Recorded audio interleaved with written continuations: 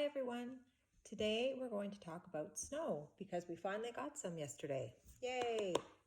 Now I know a lot of you are really busy with your own classes, your kids at home, other kids doing online. So if you don't have time to go outside or if it's a little bit too chilly, which it is pretty chilly today, why not bring some snow inside just for a change? So I went out and I got a bowl full of snow to bring inside. There's lots of things that the children can learn from snow, and it just gives them a chance to play with it for a little bit.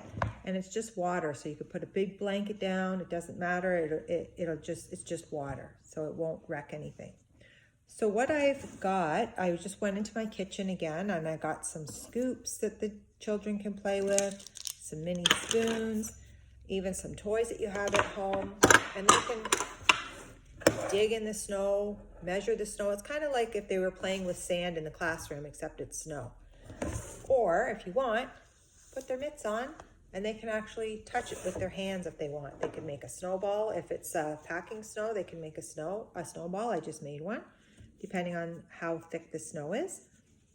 Or if you want, they can just play with the tools that you have in your house. It might be a good idea to keep mitts on in case they do touch it while they're playing, because their hands will get cold. So you can just put little mitts on if you have thin ones, and then they can play with it like that.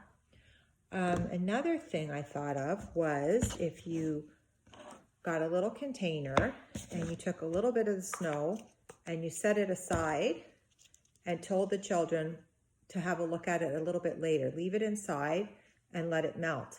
Then they'll realize that snow turns into water. So you're teaching them it goes from a solid to a liquid. Once it turns to water, you could put this container in the freezer overnight, and the next day it'll be frozen like an ice cube, and say now it's gone from water to ice. So from a liquid to a solid again. So that's a good science experiment that you can share with the kids. Another thing you want is you can add some food coloring to it. I've got some blue here, and they can add it to the snow, and then they can mix it all up and watch the snow turn color. Watch it turn to blue, and then as it melts, they can watch that too. It'll turn into a blue water. So that's something fun. If you don't have any food coloring, you could also use something like Jell-O or a drink mix. You could add that to it, and that'll give it some color as well.